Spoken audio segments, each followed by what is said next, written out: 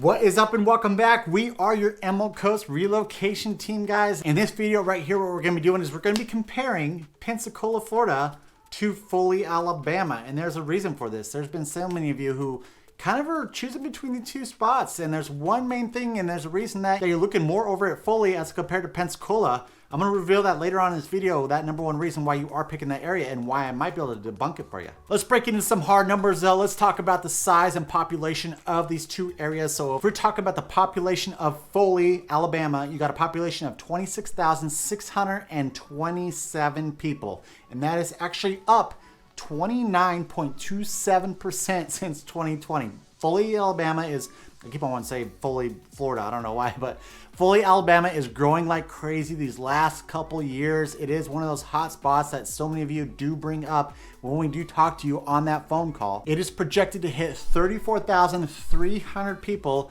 by 2029. So the growth is still expected to be on a high all the way through until 2029. If we look over at the population in Pensacola, we've got a population of 53,702. Quick note is both of these numbers are as of 2024. Unfortunately though, Pensacola has declined in population by 1.41% since 2020. I think I got a reasoning for that. Make sure you stick around and I'm going to talk about that a little bit. And if we are projecting what the population is going to be like in Pensacola, it's projected to pretty much stay level. So we'll see what happens. I don't think that we have that much pull to get enough people to grow that Pensacola population into the area. But yeah, it's projected to be level through to 2029. These population numbers and projections are all off of worldreview.com. I'm going to break in a little bit further into these populations though, because let's talk about the county. So if we're talking about Pensacola metro area, essentially what I'm thinking about is like Escambia County and then also Santa Rosa County, because I kind of feel like Pace is kind of molded into that a little bit. Same with Gulf Breeze. When we talk about the Pensacola metro area, a few of these other cities are kind of into that. And so let's talk about the population of Escambia County. Escambia County has a population of 327,674 people, and that is up 9.93% since 2020, and it's projected to have a population of 334,700 people by the year 2029. Let's check out Santa Rosa County, which is also, like I said, kind of what we consider in the Pensacola metro area. You've got a population of 207,238 people, and that is up 35.52% since 2020. Santa Rosa County has been growing like crazy. Anytime you guys are talking to us about, hey, where can I go to see most of the development that is happening, we always point to like Pace and Milton. These two areas are blowing up. You see a lot of new development, a lot of new housing. I'm curious to see what this is going to look like in the future to come, because it's kind of exciting. I know a lot of the locals are like, I don't want it to change. I like the country style of this. It is happening though. We are seeing a lot of development. A lot of people are moving from Pensacola into these areas to kind of be outside of the city a little bit. Santa Rosa County is projected to have a population of 229,700 people by the year 2029. All right, now let's go ahead and check out Baldwin County, which is where Foley, Alabama is going to be located at. Baldwin County has a population of 260,583 people, and that is up 42.3% since 2020. Growing like crazy. People are picking that Alabama spot right over there. It's not the fastest growing city in Alabama, but I mean, it's just crazy to think that they've gained that much population just since 2020. Baldwin County is projected to have a population of 296,000 people by 2029. So what is that? Almost 40,000 people are looking at adding up until 2029. I'm going to throw you a quick note out there real quick when we're talking about this growth that is happening over in Baldwin County. I was kind of looking it up, kind of seeing how the locals feel about it. It's kind of divided, where you have more of your city officials saying, hey, we are good, we are equipped for this growth, we are putting the development in order to make sure this growth can happen. But then you got a lot of the locals who are pushing back and like, no, you guys aren't ready for this growth. The infrastructure is not there. And so I don't know what it's going to end up being, but hopefully it's not going to be one of those things where Foley eventually ends up, being at a stalemate where it's like, we don't have enough houses, we can't build because the infrastructure is not there. I don't know. Only time will tell to see what really happens with this situation, but it looks like it's pretty much divided on the growth that's happening between the locals and then the city officials that are over in Foley, Alabama. The second thing that we are going to be talking about when we're comparing these two cities is going to be your schools. When we are talking about Baldwin County, according to niche.com, Baldwin County has a grade of an A-. If we talk about Escambia County over in Pensacola, you got a grade of a B-. So overall, when we are looking at the schools, yes, Baldwin County is going to have that higher grade. Again, though, we always talk about this where if you are planning on moving into a certain area of either one of these cities, make sure you dive in and look at that map and see what the grades are for the schools in the area that you are considering moving into. This is one, I know we've had these numbers coming out and everyone's like, well, it sounds to me like Foley's kind of beating out Pensacola.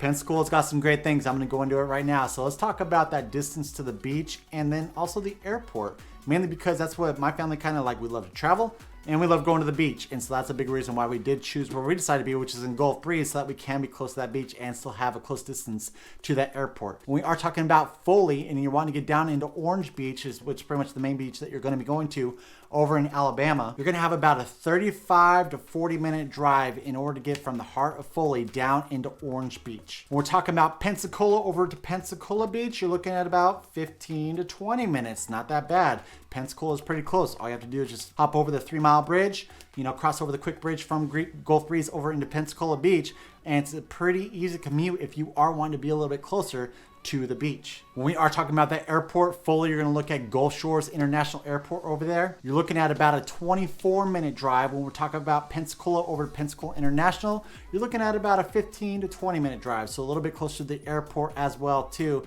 That's where Pensacola kind of has the upper hand when we are talking about. It's closer to both the ocean or the Gulf, and then it is also closer to the airport. If you are looking to commute, get a quick trip out of there. Whether you are one of those big travelers having to get to the airport, whether it be for business or pleasure. Now let's break into that cost of living. This might be another one of those things that Pensacola kind of has an upper hand. This is the top reason why so many of you have reached out to us about choosing Foley, Alabama. You're like, you know what? Property taxes over there are awesome, right? They're super low. I can see that, but there's a few other things that we need to make sure we throw in that calculation, not just your property taxes when we are talking about the cost of living Foley as compared to Pensacola. So let's talk about those overall. We like to use the cost of living index for 100 as your national average. If it's above that, it's more expensive than your national average. If it's below it, then it's cheaper than your national average. When we are talking about Foley, you got an overall cost of living index of 94.5, and then if we compare that to Pensacola, you got a cost of living index of an 89. So overall, when we are talking about these cities, Pensacola is going to be a little bit cheaper. Let's break into a few of these categories. So the first one being food and groceries. Food and groceries is almost level between the two, where Foley you've got a 96.2 and in Pensacola you have a 96.6. Both are below your national average. It's pretty much a wash when we are talking about the groceries comparing these two cities. Health, though, this is where Pensacola might have an upper hand. So the health cost over in Foley, Alabama is going to be a 115.5 as compared to Pensacola. You've got a 98.1. So Pensacola is going to be cheaper when we are talking about that health care over here in Florida. Housing, this is another one where Foley, it's still well below the national average as a 73.1.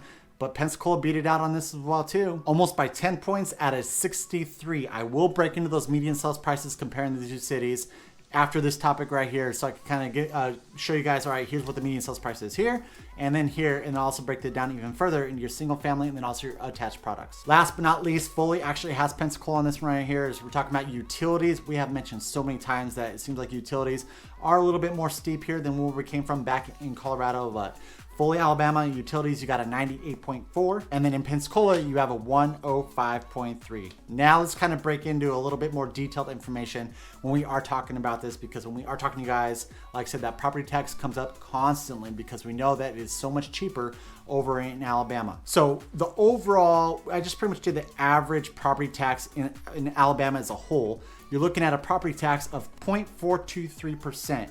If we compare that to Florida overall, putting everything together, that average number is going to be a 0.98%. So it's pretty much half of the property taxes over in Alabama as compared to Florida. But here's something that you need to keep in mind is the fact that Alabama does have a personal income tax in their state, whereas Florida does not.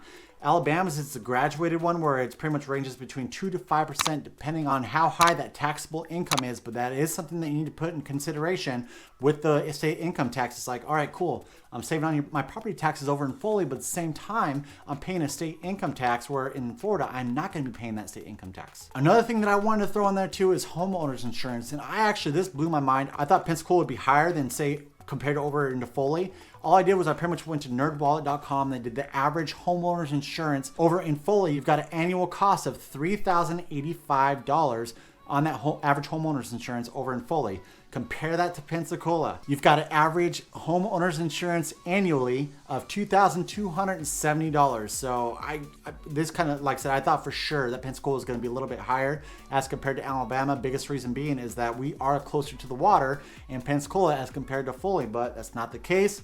Foley is going to be more expensive when we are talking about that homeowner's insurance compared to Pensacola. All right, the fifth and final thing we're going to be covering, I'm sure you guys have been hanging out for this. We're going to be talking about those real estate numbers, those median sales prices of each of these cities. Let's talk about that overall first. When we put both products into one number, we're talking about your single family and your attached into one number. Foley, you got a median sales price of $312,000. These numbers are as of January of 2024. Compare that over into Pensacola. You got a median sales price of $285,000. So a little bit cheaper on that median sales price over in Pensacola as compared to Foley. Now let's look at your single family, and this number is actually identical to your overall. It's going to be $312,000 over in Foley. The biggest reason, or the main reason that we do see that the single family matches up with your overall, is that they have so much more single family houses over in Florida than they do your attached products. The single family products over in Pensacola are going to have a median sales price of $278,000. If you've noticed, that is less than your overall. So we'll see what that attached comes in for Pensacola. The attached though over in Foley is going to be a median sales price of $295,000. Where in Pensacola, your attached is going to have a median sales price of $515,000. There's an explanation to this though. A big reason why this number is brought up so much is Perdido Key. Perdido Key is building a ton of luxury condos over there. Those products are getting rolled into this number. And so when you have someone like Perdido Key, where you got $1 million condos, million plus, going into that number, because if you dive more into like kind of your Pensacola main area, your downtown or even surrounding area, it is going to be much cheaper, a lower attached median sales price over in Pensacola as compared to Perdido Key. All right, guys, thank you so much. I'm so glad I was able to compare these two cities. Why don't you comment down below and let me know what you're thinking, which city you think that you like most between Pensacola and Foley. If you are planning on moving into the Emerald Coast, we're talking about Destin all the way over into Pensacola, give us a call or text that phone number right below. Right below right there, we have put together the top relocation team to help you out with all your real estate needs. But if you're not quite ready to purchase and you want to follow along, get all the latest information for the Emerald Coast, why don't you do us a huge favor, smash that subscribe button, thumbs up, notification bell. That way you're notified every single time that we put out a brand new video. Until next time, we love you. Bye.